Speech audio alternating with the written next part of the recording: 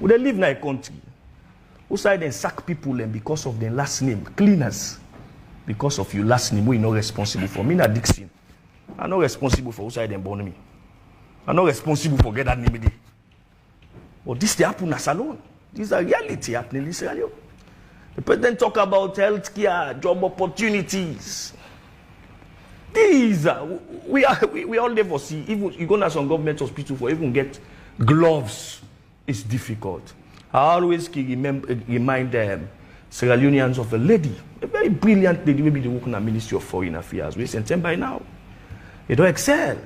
Nyanda Rujas, where because of glove not at 34 military hospital and some basic things, he died. Many of Nyanda Rujas in the look at that pregnant woman recently. Is that the better health we are talking about? Look into other issues where the president mentioned. Another thing was read out. Now the Africa and ECOWAS position. The president says Sierra Leone raises its voice alongside our ECOWAS community, expressing unequivocal dissent towards an extra constitutional changes of government. Such challenges to the very bedrock of our democracy threaten the stability of individual nations and the fabric of the collective African identity. I think for Africa for growth, I think most Africans believe in them. They watch Afrobarometer reports on democracy and military rule. About 67% of Africans still believe in democracy. And which means this particular statement, it is in place. But coming back to reality, the president says Sierra Leone joined the voice. Yes, he joined ECOWAS for condemn. But we see who said the president was the first and the only African head of state we don't visit Colonel Mamadi Doumbouya, which is a tacit endorsement. We see again, Colonel Mamadi Doumbouya don't move. Now Sierra Leone, the only African, democratic African country they don't move into. With a huge military paraphernalia around them, which is also a tacit endorsement of. So if fine, where would they make them beautiful speeches here? How would they tell them what's reality? The president talk about say real stability and lasting peace do not come from resisting threats or building defenses. Instead, they arise from genuine open conversation. Have we ever had open and genuine conversation in Israel since this president came into power 5 years ago? If like when Thomas Dixon they talk so, they don't say, Thomas Dixon APC elements, I'm making the talk so. That person left that man there. Have we ever had a genuine not to say Sierra Leone as a nation will not get conversation. No. In Pakaba in terms we get the truth and reconciliation after the war.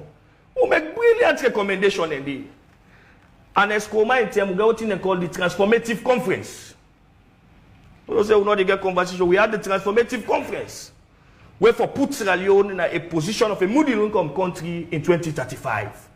Ask whether that transformative conference document to side that process was led by a very brilliant Sierra Leonean who is late now. He worked for the UN and rose to high prominent position, MacLeod.